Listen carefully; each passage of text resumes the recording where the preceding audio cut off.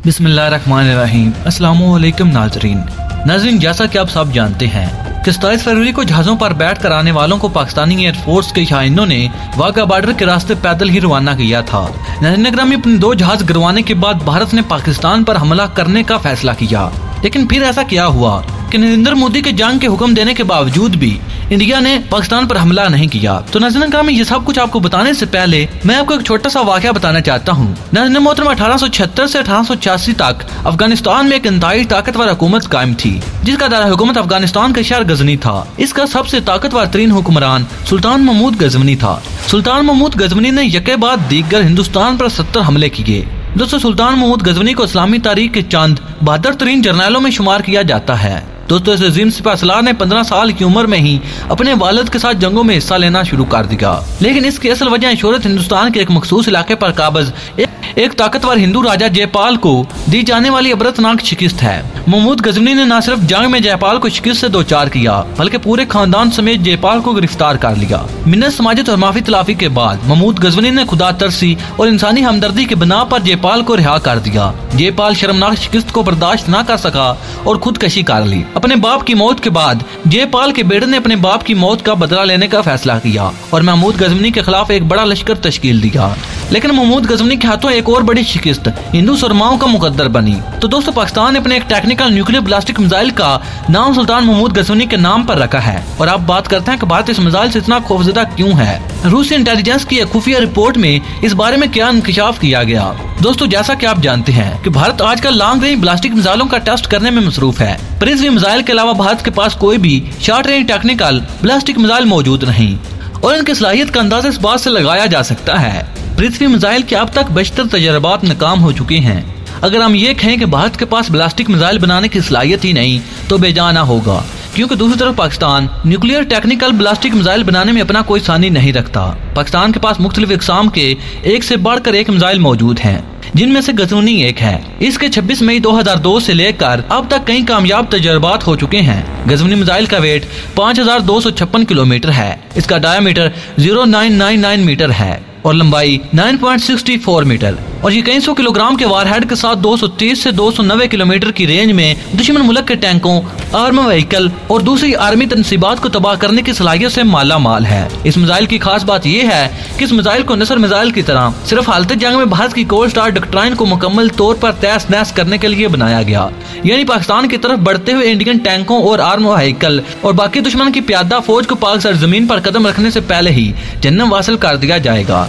27 फरवरी को जब पाकिस्तान ने भारत के 2 तियारे मार गिराए, तो इस वक्त भारत पाकिस्तान पर जमीनी हमला करने की मुकम्मल तैयारी कर चुका था। रूसी इंटेलिजेंस एजेंसी की एक रिपोर्ट के मुताबिक इंडिया आर्मी के कुछ सीनियर अफसरान ने मोदी सरकार को आगाह कर दिया था कि पाकिस्तान के पास नसर और गजनी मिसाइल की मौजूदगी में भारत को कामयाबी मिलना तो दूर की बात, भारत को एक जिल्लत में शिकस्त का सामना करना पड़ सकता है। यानी पाकिस्तान के बैलिस्टिक मिसाइल की वजह से भारत अपने नापाक अज़ाइम को पूरा करने से पीछे हट गया। भारत की परेशानी की बड़ी वजह इन मिसाइलों में लगे छोटे साइज के न्यूक्लियर वार हेड है, जो इसकी आर्मी समेत तमाम किस्म के मिलिट्री वेपन को चंद ही सेकंड में सफास्ती से मिटा सकते हैं।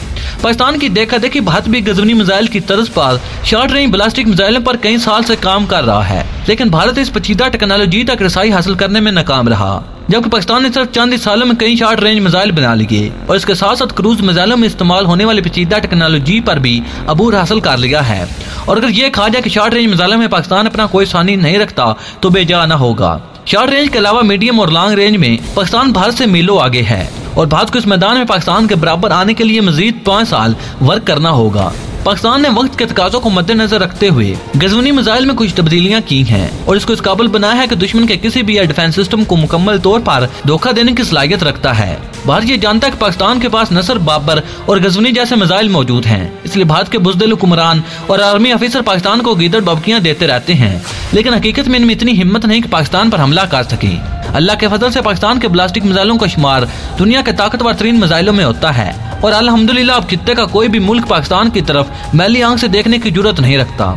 नाज़रीन, यहाँ पर आपको बताते चले कि भारत पाकिस्तान के F-17 थंडर ब्लॉक 3 से मुकम्मल तौर पर घबराहट का शिकार है। नाज़रीन, अगर इंडियन मीडिया को देखें तो आदत से मजबूर लंबी छोड़ने में मसरूफ रहते हैं। कभी अपनी जनता को यह कहते हैं कि राफेल तैयारों के बाद इंडियन फजाइया पाकिस्तान के साथ साथ चीन के अंदर घुसकर हमला करने की पोजीशन में है, और कभी ये कहा जाता है कि इंडियन एयरफोर्स किसी भी वक्त पाकिस्तान में घुसकर मिशन कर सकती है। लेकिन हकीकत यह है कि 26 फरवरी को इंडियन एयरफोर्स एयरफोर्स को पाकिस्तान के 10 दरख्त और 1 कौवा मारने का खमियाजा अपने 2 हथियारे गंवाने की सूरत में भुगतना पड़ा और जहाजों पर बैठ कर आने वालों को वाघा बॉर्डर के रास्ते पैदल जाना पड़ा।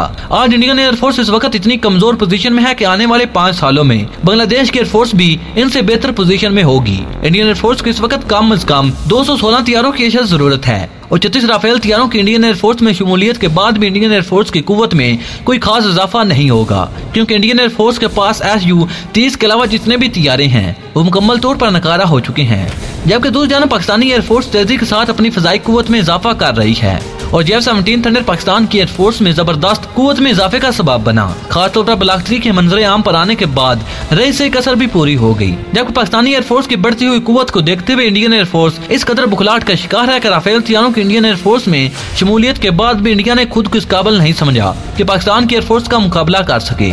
इंडियन एयरफोर्स की परेशानी की सबसे बड़ी वजह Su-30 हथियारा है। इस हथियारों को इंडिया की बैकबोन भी कहा जाता है, जबकि यह हथियारा अपने पहले मिशन में ही 110% नाकाम हुआ और इसे F-17 थंडर ब्लॉक 2 के हाथों जिल्लत में शिकस्त का सामना करना पड़ा। यानी इंडियन एयरफोर्स की टोटल ताकत इस वक्त राफेल हथियारे ही हैं और अब F-17 थंडर ब्लॉक 3 के पाकिस्तानी एयरफोर्स में मुमकिन शमूलियत के बाद इंडियन एयरफोर्स मुकम्मल तौर पर बुखलाहट का शिकार है। F-17 थंडर ब्लॉक 3 में लगे BL-15 के बाद राफेल हथियारे की औकात भी सबके सामने अय्या हो गई। इसलिए दूसरी बार इंडिया ने रूस से Su-35 का मुतालबा किया। याद रहे कि MRCA डील के तहत रूस ने भारत को Su-35 देने से इनकार कर दिया था, लेकिन अब भारत ने एक बार फिर इन हथियारों के असूल के लिए रूस से राब्ता किया, मगर इस बार भी भारत को रूस से Su-35 का मिलना नामुमकिन है। तुर्की और चीन, जो इससे पहले ही रूस से Su-35 की डील कर चुके हैं, उन्होंने रूस को वाज़ेह तौर पर आगाह कर दिया कि अगर रूस भारत को Su-35 हथियारा देता है तो रूस के साथ किए गए तमाम दफाई मुआहदे मुतासर हो सकते हैं और किसी सूरत भी चाइना रूस से भारत को Su-35 हथियारा हासिल नहीं करने देगी। और इस बारे में यह भी इत्तलाहात है कि रूस भारत को ज्यादा से ज्यादा MiG-35 हथियारा देने पर राजी हो सकता है, जो वो पहले ही बांग्लादेश और म्यांमार को भी ऑफर कर चुका है। रूस किसी सूरत भी तुर्की और चीन की नाराजगी मोड़ लेने की पोजीशन में नहीं।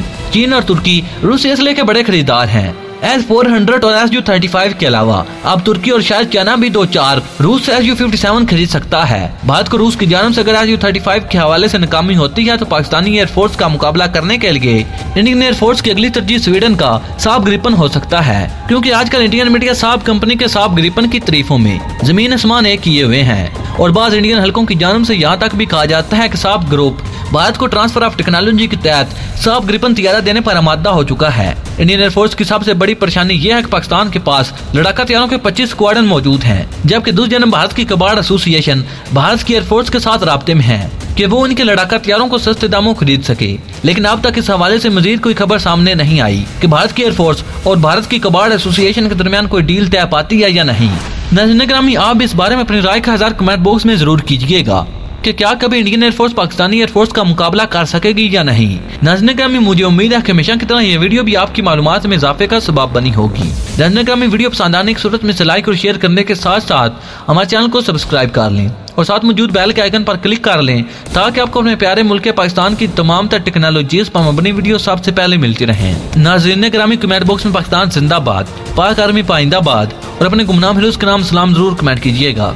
नाज़रीन ग्रामी, अगली वीडियो तक इजाज़त चाहूँगा। अल्लाह ने के बाद।